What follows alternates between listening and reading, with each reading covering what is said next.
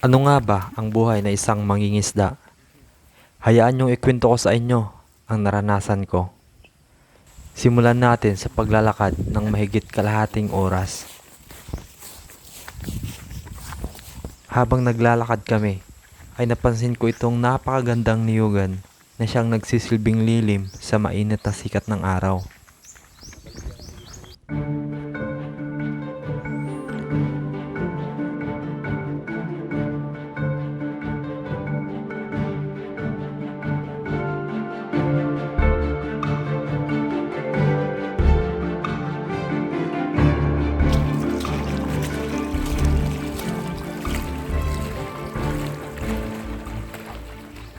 Pagkatapos ng mahabang paglalakbay, ay narating na rin namin ang ilog kung saan nakaparada ang sasakyan naming bangka upang mangisda.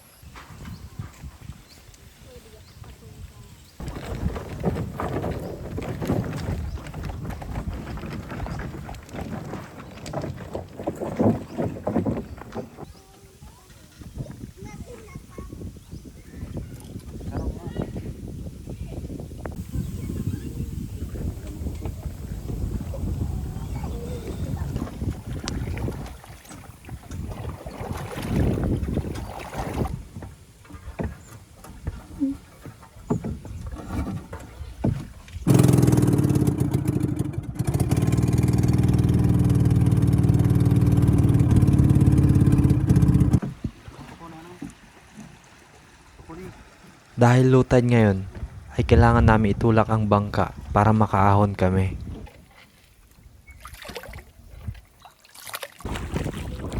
Yan dahil low tide mga tol. So kailangan itulak. Ang ilog na ito ang nagsisilbing daan ng palabas at papasok ni Papang upang mangisda sa araw-araw.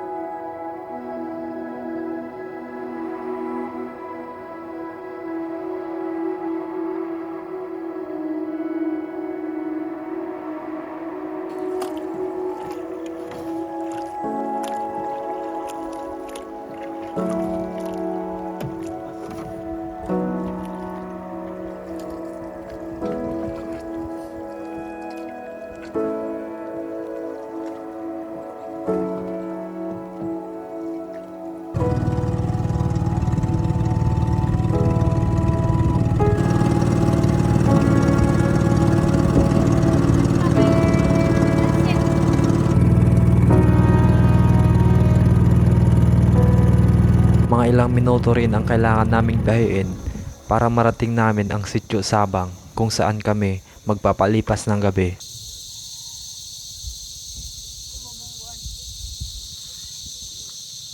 Isa itong maliit na sitio na pinaninirahan ng ilang residente.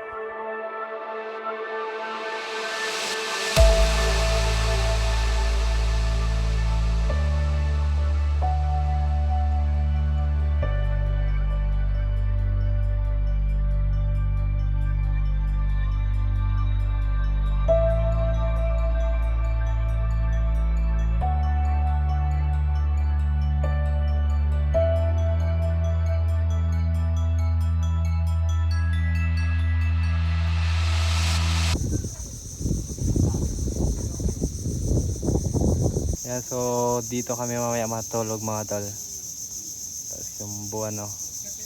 Kasi madaling araw pa kami alis. Napakaliwanag ng buwan ngayong gabi, kaya oras na para sa isang hapunan.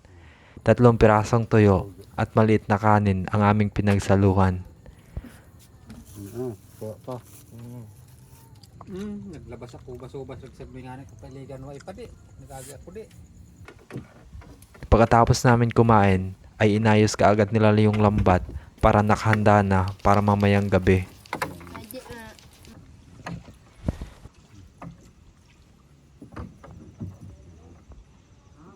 Pagkatapos nilang ayusin ang lambat, dito na kami mamahinga sa maliit na kubo na ito para mamaya ay gigising ng madaling araw upang pumunta na sa laot.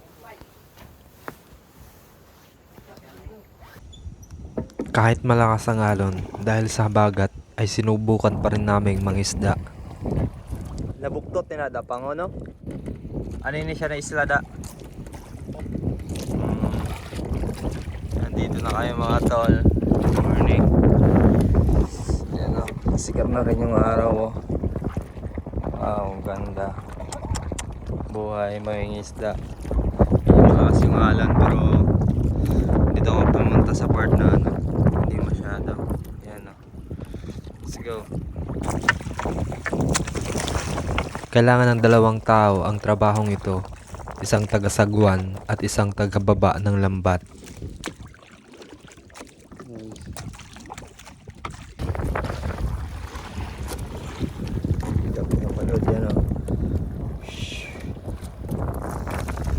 Pagkatapos naming ibaba ang lambat ay mag-aantay kami ng mga 1 oras bago kunin ulit ito.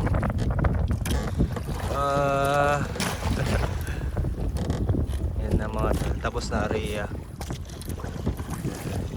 Dito ko rin na-realize na ang mga mangingisda ang isa sa may pinakamagandang view pagdating ng sunrise. Yan mga tol. Yan yung mahaba. Isla mahaba. Tapos yung gato. Yan. Tapos mahaba rin yun. No?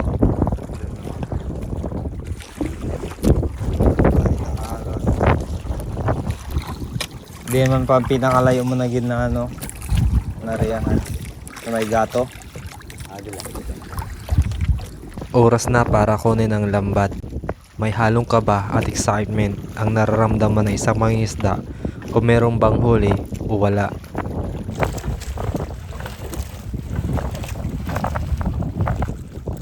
Yan ang araw.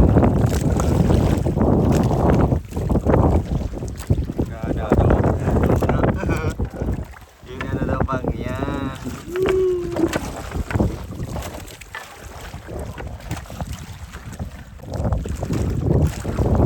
Mga taon lang araw.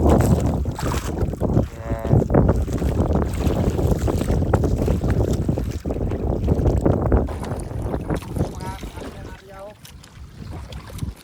Yan si Kuya, meron din doon, no? Yan. Patak mo dito na yan. Ay, nakadamo na, Col.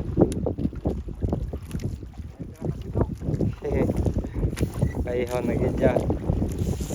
Yan, tapos na kayo mga tol. Yan, o. Tapos na rin si Kuya. Pagkatapos namin makuha ang lambat ay pinuntahan muna namin ang malapit na isla na ito para makapagpahinga ng konti.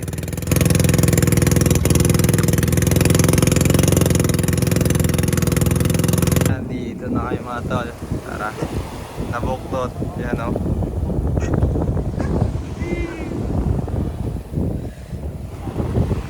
Yan, may cottage din sila dito mga tol. O.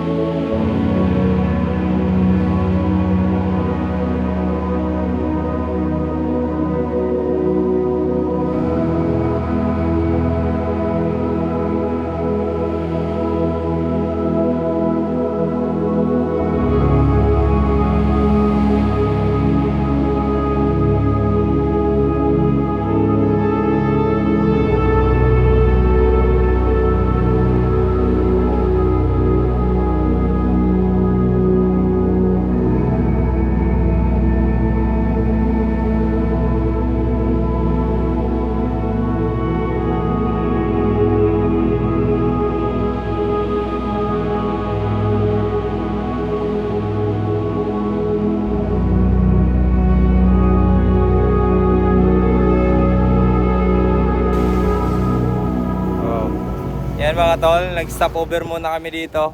Kasama na si Papang. Yan. Stop over kami dito sa isla na Buktot. So, ito na yung kuha natin. Pakita ko sa inyo, no. Yan, no. Wow, yan. Fresh na fresh mga tol, no. Eh, hindi man masyado marami pero may ulam na, no. Tapos makabili ng kunting bigas. Yan. Ganyan ang buhay ng ano, ng mga isda. Pagka hindi pinalan masyado, eh, pasalamat pa rin sa huli, no. Kahit maliit lang. Yan. May buraw.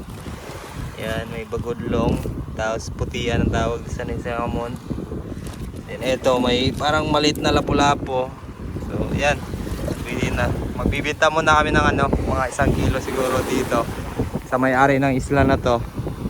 Para pang ulam niya, no? Yan, talis na kami. Bye-bye, isla na buktot.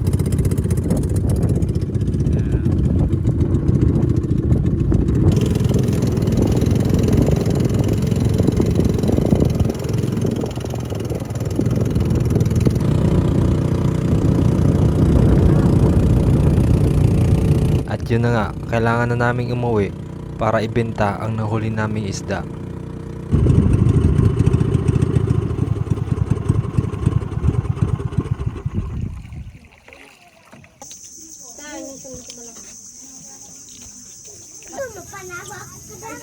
Oh, kape na ka mo. Ano kayo na huya ng mga gwapo hay?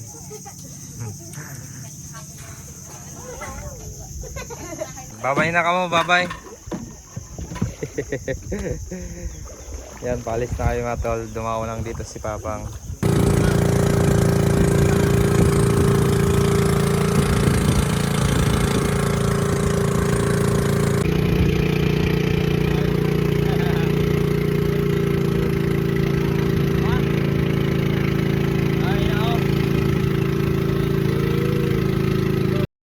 Yan ang huli namin mga tol, no? Yan. So, makaulam na. Tapos, makabenta ng konti. Ganito kahirap ang buhay ng isang mangingisda. Kaya sana bigyan natin sila ng respeto at pasasalamat dahil kung hindi dahil sa kanila ay wala tayong ulam na isda. Maraming salamat po sa panonood at sana na-enjoy po kayo sa video natin. Kita po tayo sa susunod na video. Peace! Kanina kami call.